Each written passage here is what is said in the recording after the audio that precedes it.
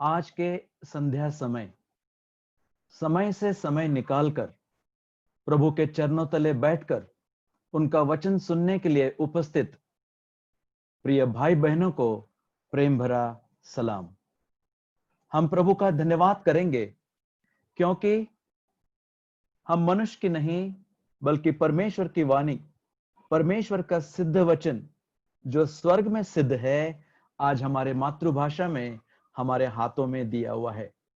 इस वचन के आधार पर एक महत्व का विषय जिसकी बड़ी लालसा हर माँ बाप के मन में है, बड़ा बोझ है कि इस संसार में हम अपना जीवन बिताते वक्त हमारे बाल बच्चों को प्रभु के मार्ग में कैसे बढ़ा सके।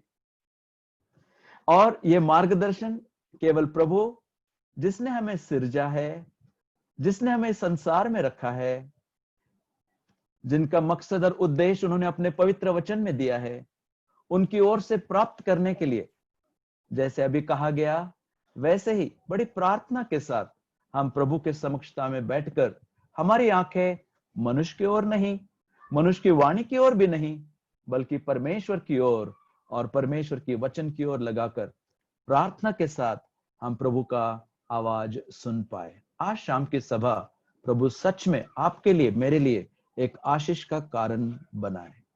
मेरे प्रिय भाई और बहन, प्रभावी पालकत्व, क्या मैं उसको दूसरा नाम दूं? परिणाम कारक बालकत्व। आखिर ये दो बातें कितनी जरूरी है। पालकों को पालकों का प्रभावी रीति से काम करने के लिए और बालकों के जीवन में उसका परिणाम दिखाई देने के लिए आइए आप मेरे साथ पवित्र शास्त्र बाइबल के इफिसियों की पत्री उसका 6वां अध्याय और उसके पहले 4 पदों को पढ़ने के लिए खोल दे। Please turn along with me to learn a lesson from the word of God on effective parenting to the epistle of Ephesians chapter 6 to read verses 1 through 4। इफिसियों की पत्री 6वां अध्याय पहला पद। हे बालकों, जब हम पढ़ते हैं कृपया ध्यान से अपने अपने पवित्र शास्त्र में देखें और ध्यान से इन वचनों को हम सुने। हे बालकों, प्रभु में अपने माता पिता के आज्ञाकारी बनो, क्योंकि यह उचित है। अपनी माता और पिता का आदर कर, यह पहली आज्ञा है जिसके साथ प्रतिज्ञा भी है कि तेरा भला हो और तू धरती पर बहुत दिन जीवित रहे। हे बच्चे वालों, अपने बच्चों को रीस न दिलाओ, परंतु प्रभु की शिक्षा और चेतावनी देते हुए उनका पालन पोषण करो। अब ये आधार के वचन लेकर हम आज और प्रभु की इच्छा में आने वाले शुक्रवार को भी अध्ययन करना चाहते हैं, इसलिए इसको मैं अंग्रेजी में भी बताना चाहता हूं। लिखा है, चिल्ड्रन ओबे your parents in the Lord, for this is right. Honor thy father and mother, which is the first commandment with promise, that it may be well with thee, and thou mayest live long on the earth. And ye fathers, provoke not your children to wrath, but bring them up in the nurture and admonition of the Lord. प्रभु अपने वचन के पढ़े जाने के ऊपर अपनी बहुतायत की आशीष दे। जैसे ही हमने इन पदों को पढ़ा, क्या आपने ध्यान से देखा, यहां पर परिवार के दो महत्वपूर्ण विभाग या गट को हम देखते हैं। सबसे पहले बच्चे करके लिखा हुआ है, फिर चौथे पद में बच्चे वाले करके लिखा है। जब बच्चे लिखा है तो चौथे पद में भी फिर हमारे बच्चे करके लिखा हुआ है, लेकिन पहले पद में जब पेरेंट्स करके लिखा है, हिंदी में लिखा है माता पिता, उन्हीं को लेकर दूसरे पद में लिखा हुआ है माता और पिता। फिर नीचे लिखा हुआ है क्या? हे बच्चे वालों। The words that are used, not only children but your children. But when it is said about parents in verse 1, they are defined as father and mother. That is very important these days. And then they are again defined in verse 4, focusing upon and ye fathers, हे बच्चे वालों, हिंदी में ऐसे लिखा है, इसका मतलब हे पिता, हे जो आप बाप करके है, उनको उद्देश्य करके हुए ये 4 वचनों में हम परिवार के दोनों घटक या दोनों विभाग को देखते हैं, बच्चे और बच्चे वाले। समझता हूं कि आज की संध्या की सभा में परिवार के तौर पर हम जो बैठे हैं, बच्चे भी है और बच्चे वाले भी है। इससे पहले हम देखते हैं, ये 2 गट यहां पर बताने से पहले इस शास्त्र भाग में संदर्भ के तौर पर यदि हम देखें, तो इस 2 गटों के पहले हम और 2 गटों के बारे में पढ़ते हैं और इसके पश्चात और 2 गटों के बारे में पढ़ते हैं, क्योंकि एक परिवार में ये 6 घटक माने जाते थे। इसके पहले जो 2 घटक बताए हुए हैं, जिसका वर्णन इफिसियों की पत्री उसका 5वां अध्याय और उसके 22 पद में पत्नियों के विषय में लिखा है, 25वें पद से आगे पतियों के विषय में लिखा हुआ है। और इन 2 घटकों के मतलब बच्चे और बच्चे वालों के घटक के बाद में पश्चात और 2 घटकों के बारे में लिखा है, गुलाम या दास के बारे में लिखा है। वचन 5वां 6वां अध्याय 5वें पद से लेकर और वचन 9 से लेकर मालिक या स्वामी के विषय में लिखा हुआ है। अब इन सब का मसीही होने के कारण उनके अपने उत्तरदायित्व को प्रभावी रीति से निभाने के लिए 2 मूलभूत बातों को ध्यान में रखना अनिवार्य है, बहुत जरूरी है। अब ये 6 घटक में से हम 2 घटकों के ऊपर मनन अध्ययन करना चाहते हैं और इनको अपने अपने उत्तरदायित्व जिम्मेवारियों को निभाने के लिए आज के संदेश में इन 2 मूलभूत बातों का जो मसीही पालक होने के नाते, मसीही बच्चे होने के नाते, मसीही परिवार में होने के नाते, ये 2 मूलभूत बातें ध्यान में रखना बहुत जरूरी है, अनिवार्य है। सबसे पहला, एक हमारी संतति, मां बाप कृपया ध्यान से सुने, हमारा पहला मकसद, पहली मूलभूत बात जो हमें ध्यान में रखना है, एक हमारी संतति सुभक्ति के अनुसार चलने वाली हो, मतलब मसीह को प्रकट करने वाली हो, मतलब मसीह का नाम और मसीह का काम प्रचार करने वाली हो, मतलब हमारे परिवार के द्वारा, चाहे हम बच्चे वाले हो या परिवार में बच्चे के स्थान पर हो, प्रभु यीशु मसीह की महिमा का कारण हो। मैं फिर से दोहराता हूं, हमारा सबसे पहला मूलभूत मसीह परिवार होने के नाते अपने अपने उत्तरदायित्व को निभाने के लिए अनिवार्य पहली बात कौन सी है कि हमारी संतति सुभक्ति के अनुसार चलने वाली हो, मसीह को प्रकट करने वाली हो, मसीह का नाम और मसीह का काम का प्रचार करने वाली हो, जिसके द्वारा मसीह की महिमा का कारण हो। ये हमेशा अपने ध्यान में रखे।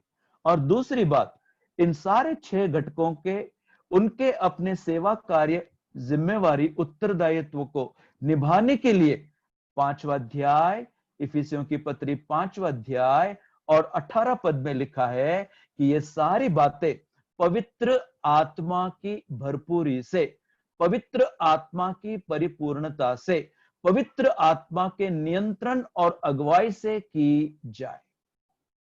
प्रभु की महिमा और पवित्र आत्मा के भरपूरी के द्वारा कितना हम प्रभु का धन्यवाद करें। इस अभक्ति से भरे हुए संसार में सुभक्ति का कारण होना आसान नहीं है, ये आप भी जानते हैं, मैं भी जानता हूं।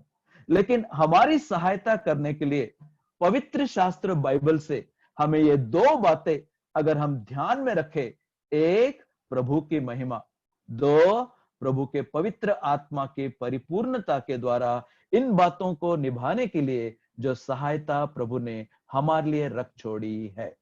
अब मैं आगे जा रहा हूं।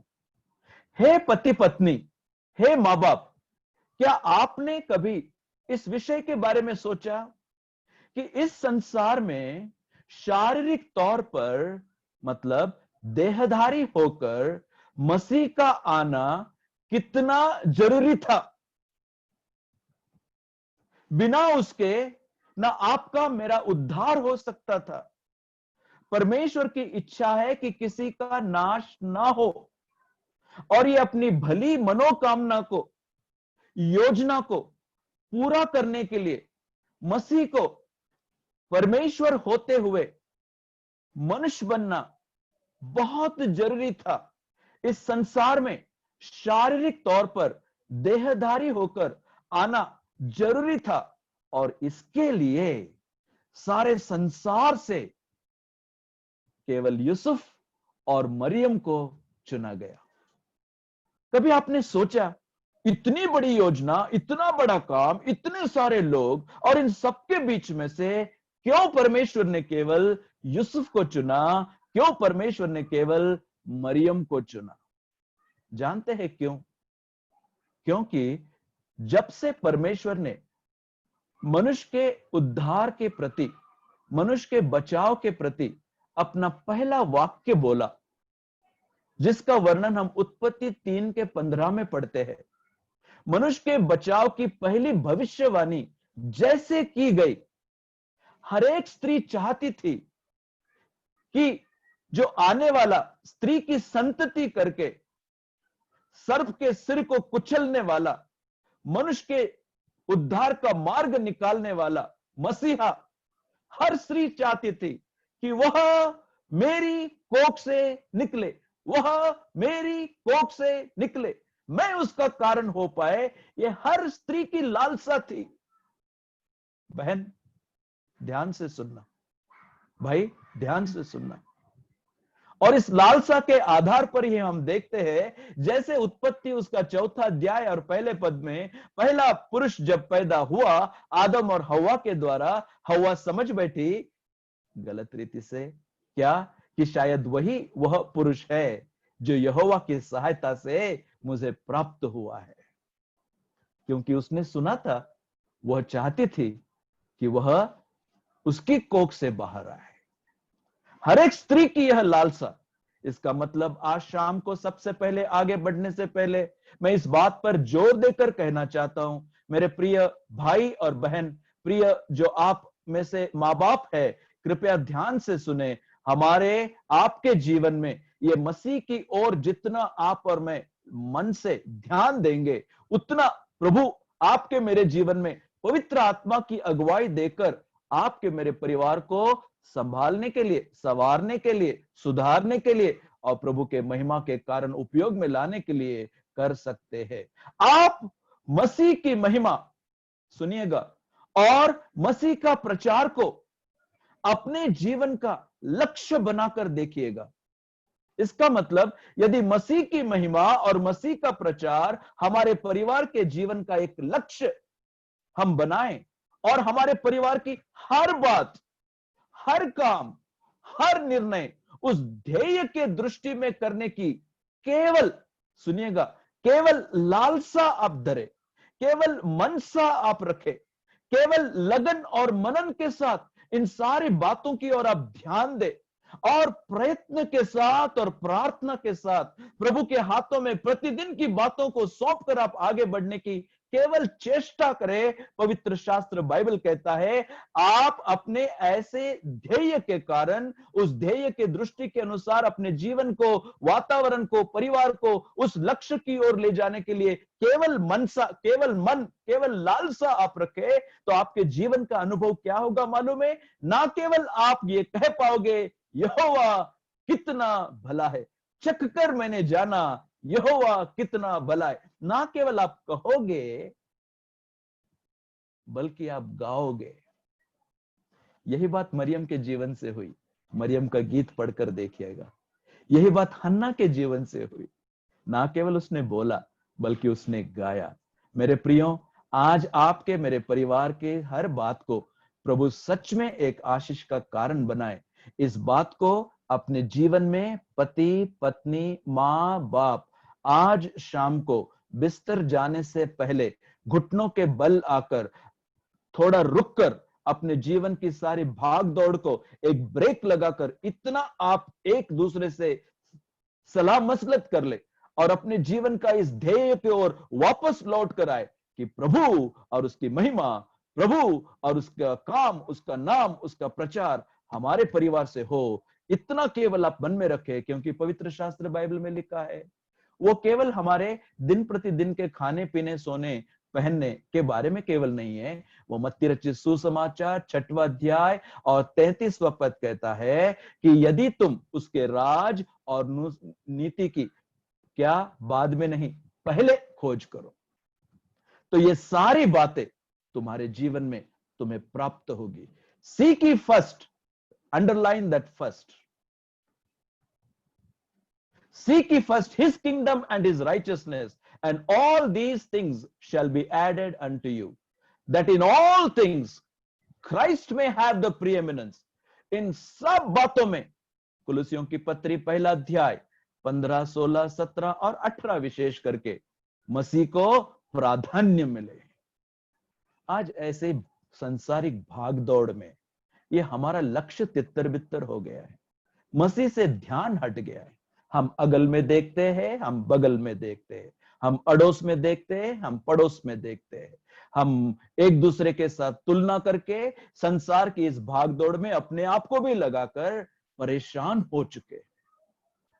मेरे प्रिय भाई और बहन, हम पवित्र शास्त्र बाइबल से बोल रहे हैं, हम मसीह परिवार करके बोल रहे हैं, और यही बात मरियम और हन्ना के जीवन से हम देखते हैं। तो मैं प्रारंभ में आपसे कहना चाहता हूं, आपके आज परिवार की परिस्थिति कैसी भी क्यों न हो, किसी भी परेशानी से आप आज क्यों न जा रहे हो, एक मां बाप होने का अनुभव मैं जानता हूं, बच्चों का लालन पालन करना जानता हूं, और अब तो प्रभु ने और एक कदम आगे ले जाकर दादा दादी होने का अनुभव हमें दिया, और इन नाते पोतों का लालन पालन करना, उनको प्रभु के मार्ग में आगे बढ़ाना, इसके अनुभव से इन दिनों में जाते वक्त ये सारी सच्चाइयां केवल वचन से प्रचार करने के लिए नहीं है, ये सच में आपके लिए, मेरे लिए लाभदायक हो।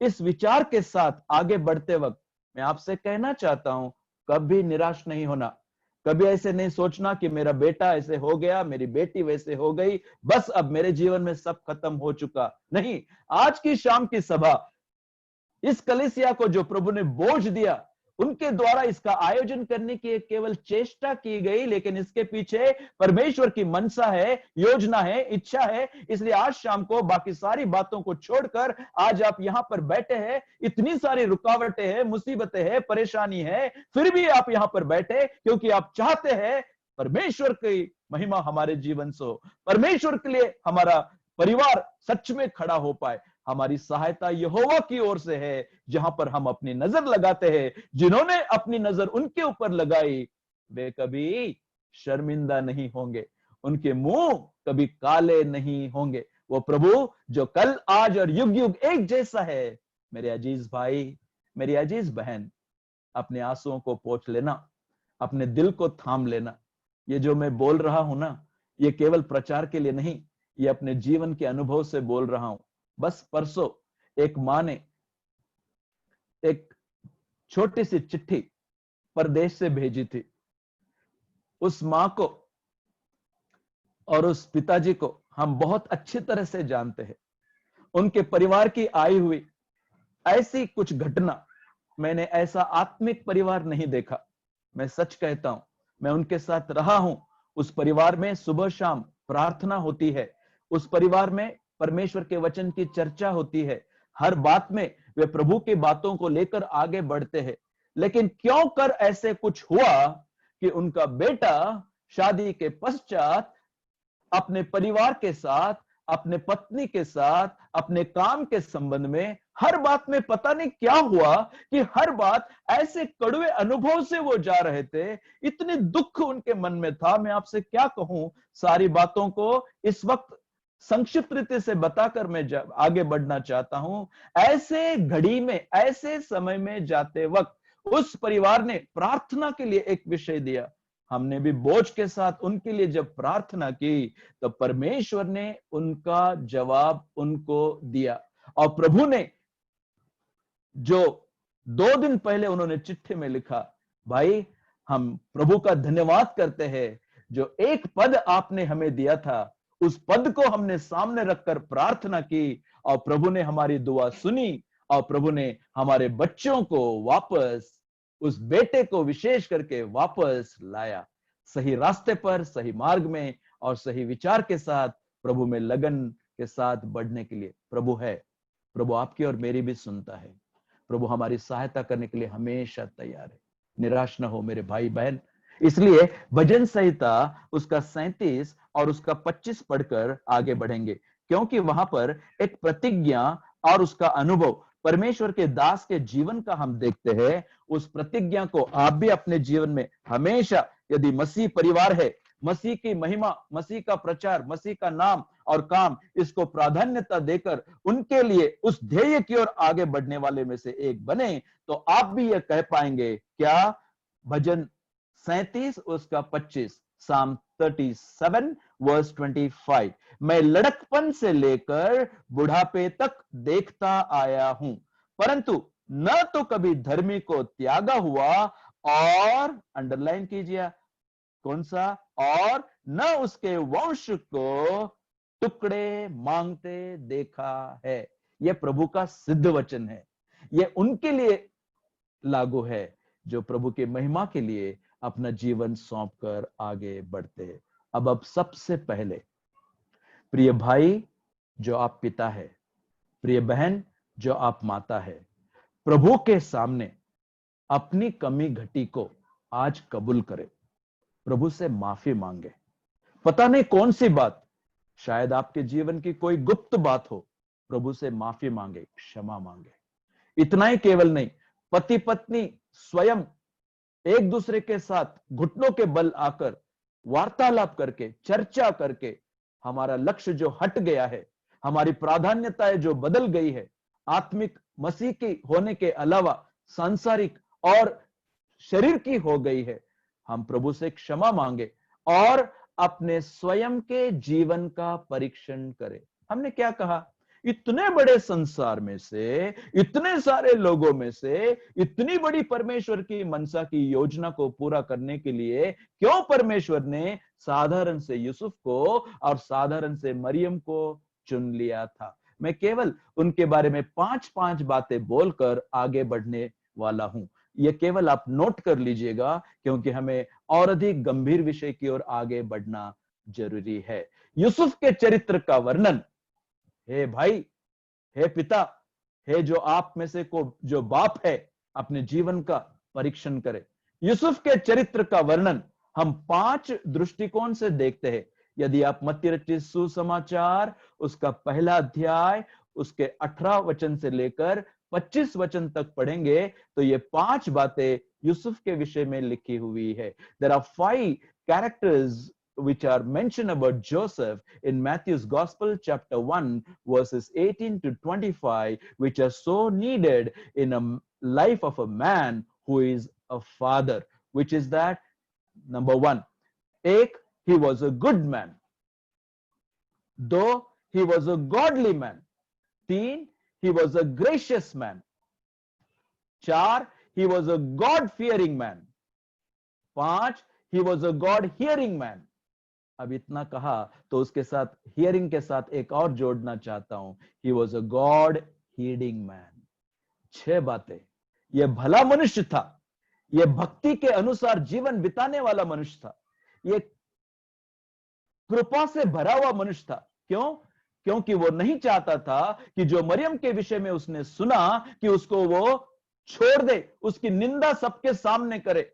ना ना ना, उसने कहा मैं उसको गुप्त रीति से छोड़ दूंगा, जबकि उसके मन में ये विचार चल ही रहे थे, परमेश्वर ने अपने दूत को भेजकर उसकी हर बात में अगुवाई और सहायता की।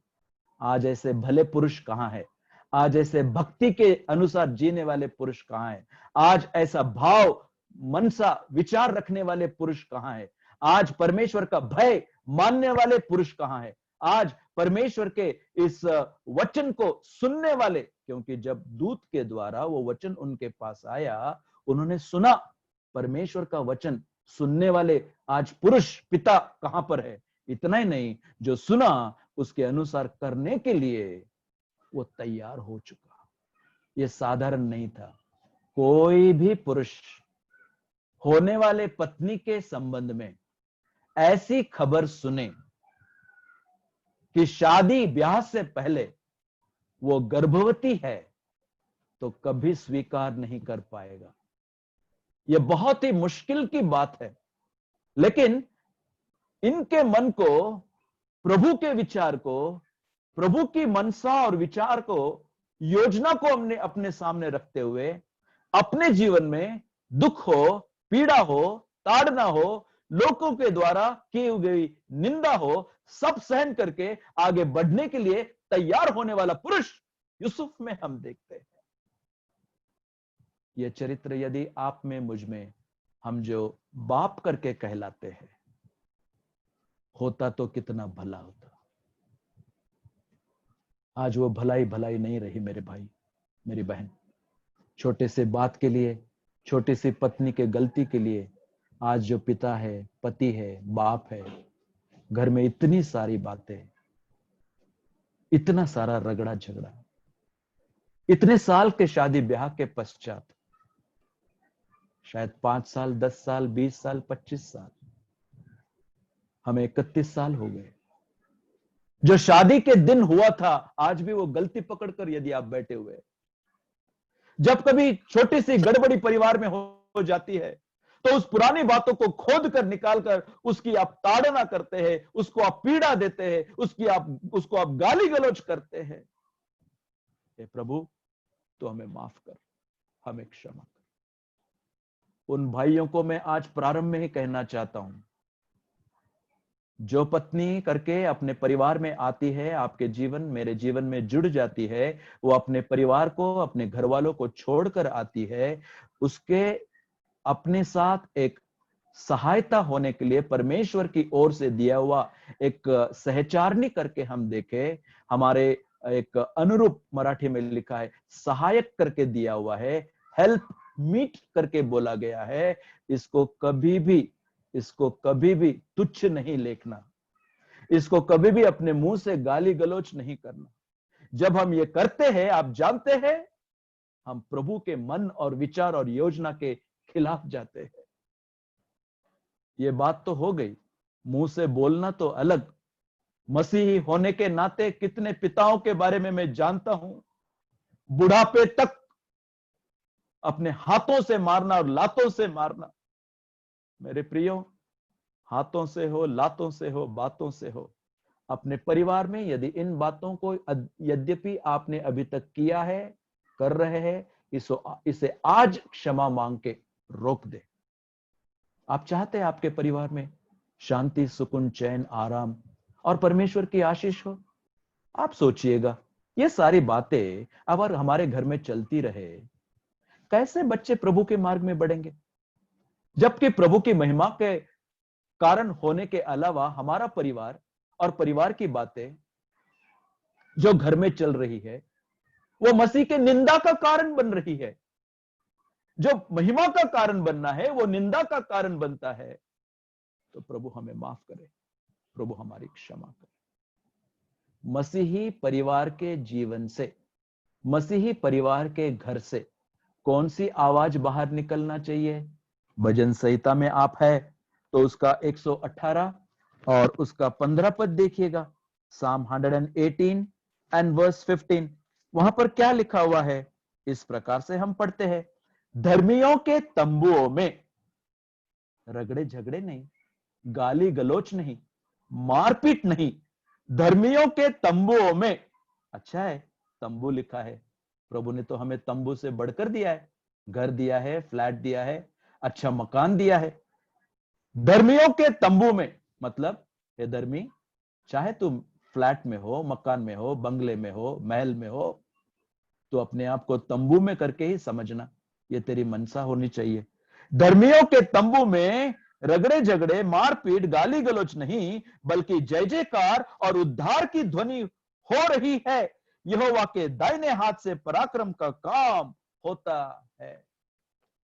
मेरे प्रियो, क्या आज हमारे परिवार से ऐसा ध्वनि, ऐसा शब्द सुनाई देता है? ये कब होगा? जब पिता, बाप, आप, मैं, पुरुष, जो हमारी जिम्मेवारी को समझकर ये जो यूसुफ के चरित्र की बातें, जिसको परमेश्वर ने चुन लिया, जानते हैं क्यों?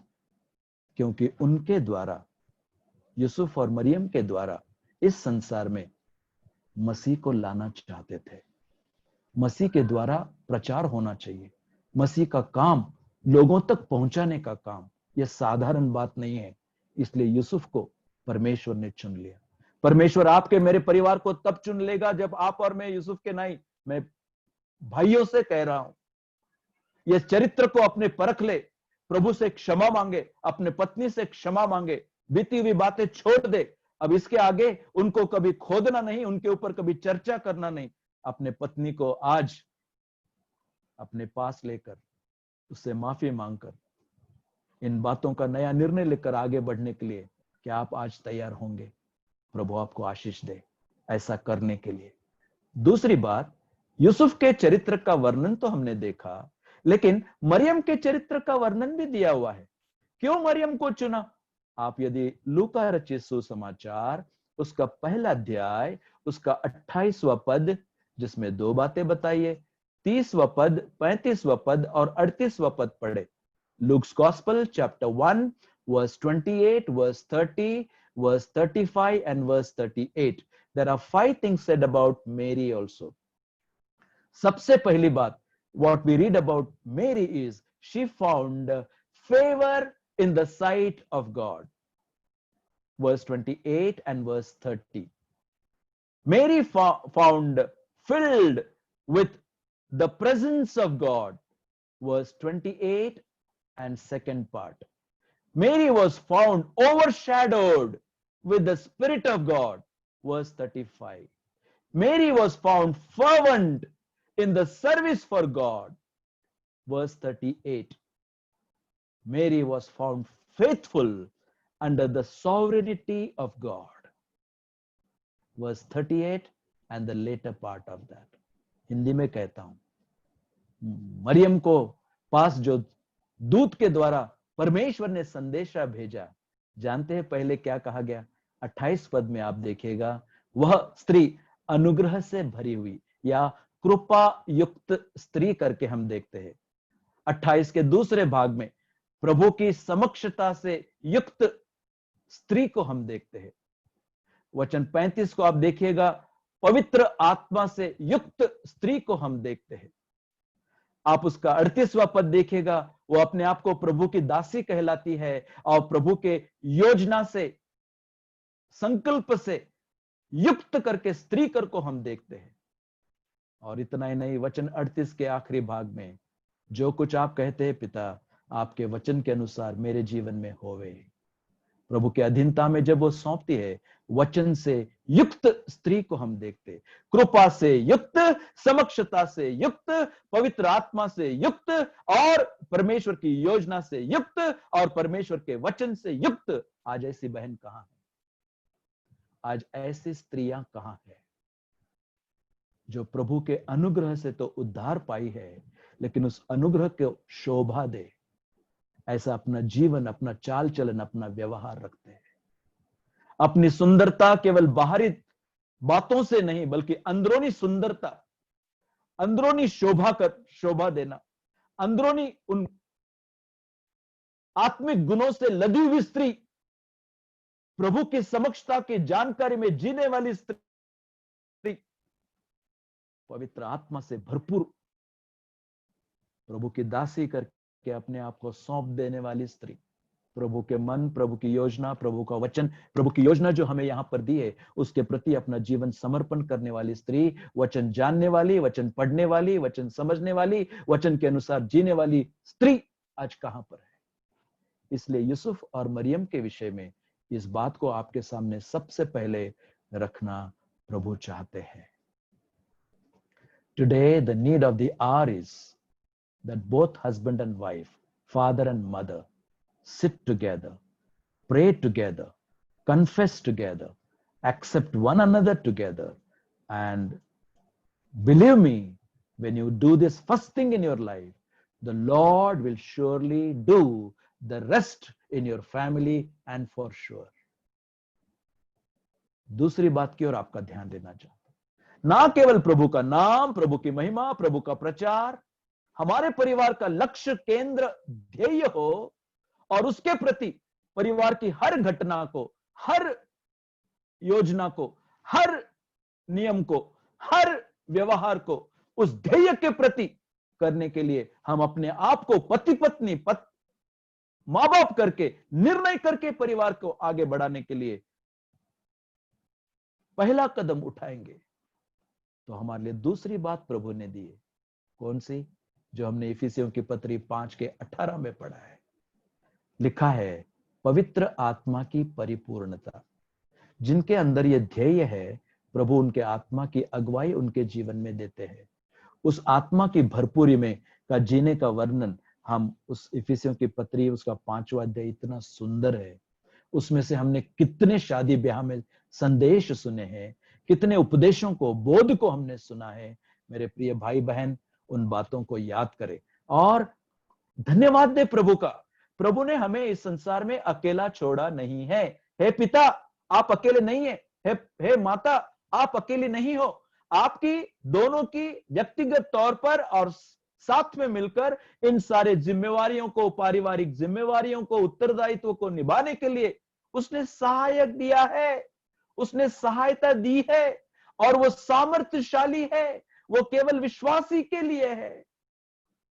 पवित्र आत्मा एक सहायक मैं तुम्हें दूंगा, वो तुम्हारे साथ होगा, उसके भरपूरी में, उसके अधीनता में, उसके अगुवाई के अनुसार परिवार की सुधि लेकर जब आप और मैं आगे बढ़ते हैं, ये केवल, मैं फिर से कह रहा हूं, ध्यान से सुनिएगा, ये केवल विश्वासी परिवार को, मसीही परिवार को दिया हुआ सहायक और सहायता है, पवित्र आत्मा की भरपूरी। इसका मतलब क्या? आप में से बहुत तेरे शायद सुन रहे होंगे, अभी तक यीशु मसीह को अपना जीवन नहीं दिया होगा, तो आज की शाम आपके लिए है। यदि आप चाहते हैं कि प्रभु के पवित्र आत्मा की सहायता आपको प्राप्त हो, तो आज शाम को आप क्या करें? दोनों घुटनों के बल लाकर कहे, हे प्रभु, मैं पापी हूं, मुझ पापी पर दया कर। आज मैं कबूल करता हूं, करती हूं, यीशु मसीह मेरे पापों के कारण, मेरे पाप का दंड जो मृत्यु है, अपने ऊपर लेकर सलीब पर मारे गए, गाड़े गए और जी उठे, और मैं उनको आज इसी वक्त मेरे हृदय में मेरा प्रभु, मेरा मुक्तिदाता करके स्वीकार करता हूं, स्वीकार करती हूं। उसी वक्त क्या होगा मालूम? इफिसियों की पत्री 1 अध्याय और 13 वचन के अनुसार, जैसे इस सुसमाचार को सुनकर मन फिराकर यीशु मसीह को अपना प्रभु और मुक्तिदाता आप अंगीकार करें, वैसे ही तुरंत आपके जीवन में पवित्र आत्मा की मुहर या छाप लगाई जाती है। और वो पवित्र आत्मा कब तक रहेगा मालूम है? इफिसियों की पत्री 4:30 में बताया हुआ है, जब तक हमारा उद्धार, मतलब हमारे उद्धार की तीसरी जो घड़ी है, जो मतलब प्रभु के पास उठाए ले जाने तक, वो पवित्र आत्मा विश्वासी के साथ रहता है, सहायता करता है, अगुवाई करता है। अब आप देखिएगा, ये दो बातों को, मूलभूत बातों को समय निकालकर इसलिए बताया है ताकि मैं कितनी भी सांसारिक बातें, फिलॉसफी की बातें, तत्व की बातें या जादू की छड़ी की बातें, या कैसे तुरंत परिवार घूम जाए, या ऐसा कुछ होने वाला नहीं है मेरे प्रियो। ये मूलभूत बातें मसीह परिवार के जीवन में यदि हम अंगीकार करें, स्वीकार करें, तैयार करें और लगन के साथ प्रभु के पास घुटनों के बल लाकर अपना जीवन समर्पण करें, तो प्रभु आपकी, मेरी, हमारे परिवार की अभी भी सहायता करने के लिए तैयार है। उसके सहायता के कितने उदाहरण मैं आपके बताऊं, कितने उदाहरण आपको बताऊं। मेरे प्रियो, अब आप देखिएगा ये कितना मुश्किल था उस परिवार के लिए जो आत्मिक परिवार है। उस परिवार में, उनके घर में कलीसिया इकट्ठी आती है। यह परमेश्वर का दास, परमेश्वर का जन, परमेश्वर के वचन को जानने वाला अपना घर प्रभु के लिए, प्रभु के काम के लिए, प्रभु के लोगों के लिए, प्रभु के कलीसिया के लिए खोलने वाला, हर बात में उसने प्रभु को प्राधान्य देकर प्रभु की बातों में लौलीन होकर आगे बढ़ते हुए जाने वाला, प्रभु का आदर करते हुए, अपना ध्येय प्रभु की ओर लगाते हुए अपने परिवार को प्रभु के मार्ग में चलाने वाला यह परिवार था। उस परिवार में क्या हुआ मालूम है? एक काम करने वाला, एक नौकर, एक दिन अचानक इसका गैर फायदा लेकर उसने क्या किया? उसने वहां से चोरी की, मालूम नहीं क्या, और जिसके कारण वो घर से भाग पड़ा। मैं अक्सर जब उस विषय में सोचता हूं, मेरा मन बहुत प्रफुल्लित होता है, जो मैं आपके साथ भी बांटना चाहता हूं। फिलेमन को धोखा देकर अनेसिम सोचा मैं बड़ा मनुष्य बन जाऊंगा, और वो वहां से भाग तो गया। फिलेमन किसी पुलिस स्टेशन नहीं गया, किसी कोर्ट कचहरी में नहीं गया, कहीं पर उसने इन चीजों को लिखकर उसको ढूंढने की आज्ञा नहीं की। ये केवल प्रभु के पास मांगता रहा, प्रभु की ओर देखता रहा, प्रभु को वो जानना प्रभु ने उसके जीवन में, उसके परिवार के द्वारा प्राधान्य दिया हुआ, ये प्रभु जानते थे। अब आप सुनिएगा, एक वाक्य बोल रहा हूं, जहां पर फिलेमन नहीं जा पा रहे थे, वहां पर फिलेमन के ओर से फिलेमन का प्रभु गया है। जहां पर फिलेमन ढूंढ नहीं पा रहे थे, वहां पर फिलेमन का प्रभु अनेसिम को ढूंढने के लिए गया है। उसको कोर्ट में, जेल में डालने के लिए यहां पर एफआईआर लिखने की कोई जरूरत नहीं थी। वो वहां पर पकड़ा गया, वो जेल में डाला गया। प्रभु ने पहले ही सुविधा की, अपने दास को भी जेल में डाल दिया। वो भी सोच रहा होगा किस कारण मैं यहां पर आया हूं, लेकिन दोनों की मुलाकात हुई, सुसमाचार का प्रचार उसको मिला और उसका उद्धार हुआ। अब क्या हो रहा है? अब क्या हो रहा है? उसके हाथ से चिट्ठी लेकर कहां जा रहा है? वहीं जा रहा है, उसी मालिक के पास जिसको उसने धोखा दिया। मेरे प्रिय अजीज भाई बहन, निराश ना हो। मेरा बेटा चला गया हाथ से, मेरी बेटी चली गई, ये बिगड़ गया, ये नहीं सुधर सकता। कोई बात नहीं, आप प्रभु को देखें, प्रभु को पहला स्थान दे, प्रभु का आदर करें। हमें संसारिकता की ओर से किसी चीज की जरूरत नहीं है। हमारे जीवन से कोई नाश नहीं हो पाएगा, क्योंकि प्रभु ने बताया है, प्रभु इन सारी बातों को फेर कर लाने के लिए सामर्थी प्रभु है। जैसे मैंने अभी वो उदाहरण बताया, वैसे आपके और मेरे जीवन में भी करने के लिए प्रभु तैयार है। जहां पर फिलेमन नहीं जा पा रहे थे, वहां पर फिलेमन का प्रभु गया है, क्योंकि फिलेमन ने उस प्रभु का आदर किया है।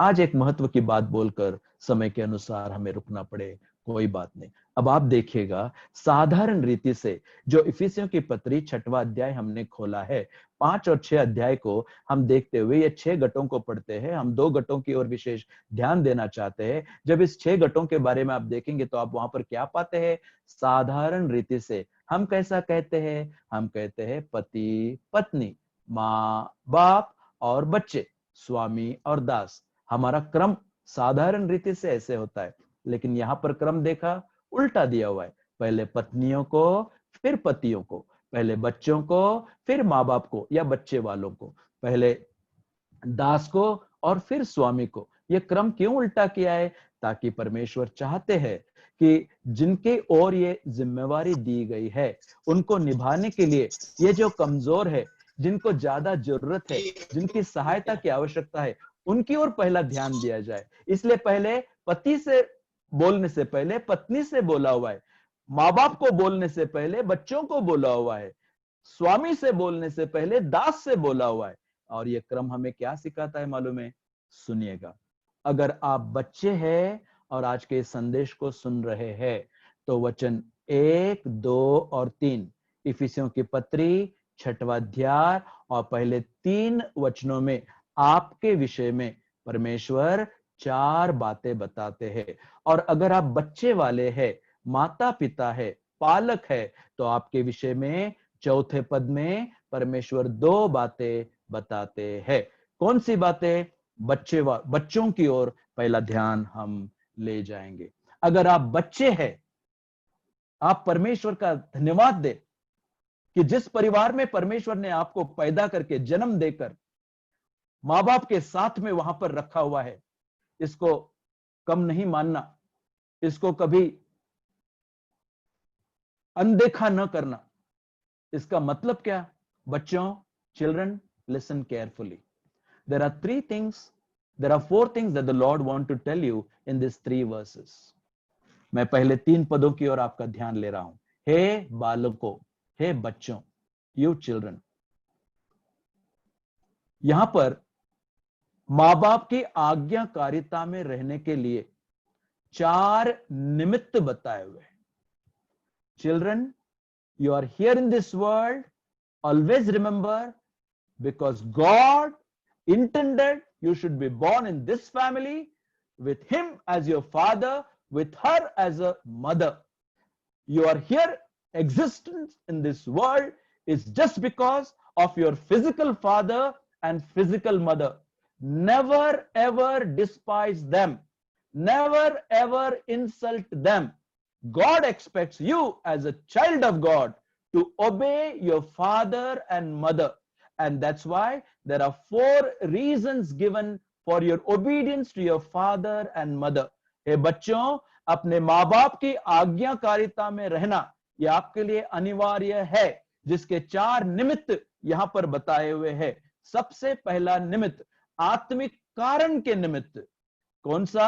क्योंकि लिखा है, बालकों, प्रभु में अपने माता पिता के आज्ञाकारी बनो। आत्मिक कारण के निमित्त। 2, सामाजिक कारण के निमित्त, क्योंकि उसी पद के आगे दूसरे पद में लिखा है, उसी पहले पद में, क्योंकि यह उचित है, यह अच्छा है। समाज की ओर से भी देखा जाए तो जो बच्चा अपने माँ बाप की आज्ञा को मानता है, तुरंत क्या कहते हैं? हाँ, कितना अच्छा लड़का है, कितना अच्छा कितनी अच्छी लड़की है कि नहीं? तो हम 4 निमित्त को देखते हैं। सबसे पहले आत्मिक कारण के निमित्त, क्योंकि आप प्रभु में हैं। 2, सामाजिक कारण के निमित्त, क्योंकि यह उचित है, यह अच्छा है। 3, पवित्र शास्त्र के कारण के निमित्त। क्यों? क्योंकि यह पहली आज्ञा है जिसके साथ प्रतिज्ञा भी है। प्रभु के पवित्र शास्त्र या वचन के कारण के निमित्त। और चौथी बात, आपके सुरक्षा, आपके भलाई, आपके धन्यता के कारण के निमित्त आप अपने माँ बाप के अधीनता में रहे। क्योंकि लिखा है, ऐसा करने से क्या होगा? तेरा भला होगा और तू धरती पर बहुत दिन जीवित रहेगा। There are 4 reasons. Number 1, the spiritual reason in the Lord. The social reason, it is right. The scriptural reason, it is the first commandment with the promise. And it's for your security reason, that it may be well with thee. अब जब ये 4 बातें बच्चों आपके बारे में लिखा है, क्या आज आप अपने डैडी के पास जाकर, अपने मम्मी के पास जाकर उनसे इतना ही कहेंगे, daddy I am sorry, mummy I am sorry, और एक चुम लेना, उनके गले पड़ना, उनसे कहना, मैंने जो बोला वो गलत था, मैंने जो किया वो गलत था। जानते हैं, आपके परिवार में जो सुकून चैन आएगा, जिसका निमित्त आप होगे, क्योंकि प्रभु के लिए ये आप करना चाहते हैं, वो प्रभु आपके जीवन को सच में जो लिखा है, अब इसका विश्लेषण नहीं करेंगे, प्रभु आपको आशीष देगा, प्रभु आपकी सहायता करेगा, प्रभु आपको एक भला व्यक्ति बनाएगा और उनकी भलाई का अनुभव आप चख पाएंगे। ये इस पवित्र शास्त्र में कितने बच्चों के जीवन में परमेश्वर ने किया है, वो परमेश्वर आज आपसे कहते हैं, इन 4 बातों को आप ध्यान में रखते हुए अपने माँ बाप से प्यार करके, उनको क्षमा मांग के, अपना रिश्ता उनके साथ ठीक करके, उनका आदर करके, उनके आज्ञाकारिता में चाहे कुछ भी क्यों ना हो, उनकी आज्ञाकारिता में, प्रभु में आप आगे बढ़े। प्रभु निश्चित आपको आशीष देगा। बच्चे के विषय में 4 बातें, लेकिन बच्चों वालों के विषय में 2 बातें। कौन सी 2 बातें? चौथा पद पढ़कर आज के लिए हम रुक जाएंगे। हे बच्चे वालों, अपने बच्चों को रीस न दिलाओ, परंतु प्रभु की शिक्षा और चेतावनी देते हुए उनका पालन पोषण करो। बच्चे वालों को, माता पिता को 2 बातें बताइए। 1, वे क्या न करें। 2, वे क्या करें। वे क्या न कराए, लिखा है वे बच्चों को रीस न दिलाए। Don't provoke your children. अब ये कैसे होता है, हम अगले संदेश में सुनने वाले। क्या ना करे, लेकिन क्या करे। जब हम पढ़ते हैं कि क्या करे, तो उसके विषय में हम क्या पढ़ते मालूम है? क्या करे का मतलब क्या? वहां पर एक पिता का, एक माता पिता का जो रोल है, जो निर्णय है, उसके विषय में हम क्या पढ़ते हैं? विशेष करके पिता को कहा गया है, एंड ई फादर्स करके लिखा हुआ है।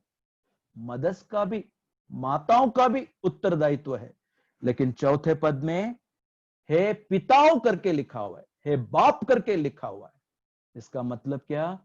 पिता को, जो परिवार के मुखिया है, जो परिवार के कर्ता है, जो परिवार के सिर है, जो परिवार के अधिकार है, क्या नहीं करना और क्या करना, यह समझने के लिए उनके विषय में 3 बातें यहां पर बताइए। कौन सी बातें? A father is a teacher, number 2, father is a guide, number 3, a father is a nourisher. Hindi में एक पिता एक शिक्षक है। 2, पिता एक मार्गदर्शक है। 3, पिता एक पोषक है। एक आदर्श शिक्षक होने के लिए, एक आदर्श मार्गदर्शक होने के लिए, एक आदर्श पोषक होने के लिए प्रभु आपकी सच में सहायता करे। और ये कैसा हो सकेगा, जिसका वर्णन प्रार्थना के साथ प्रभु की इच्छा में हम अगले संदेश में सुनेंगे। प्रभु इन वचनों को समझने के लिए, अपने जीवन, अपने परिवार को सुधारने के लिए, उस प्रभु की ओर अपनी आंखों को लगाने के लिए आपकी और मेरी भी सहायता करे। प्रभु इन पढ़े हुए वचनों के ऊपर अपनी बहुतायत की आशीष दे। आमीन, आमीन।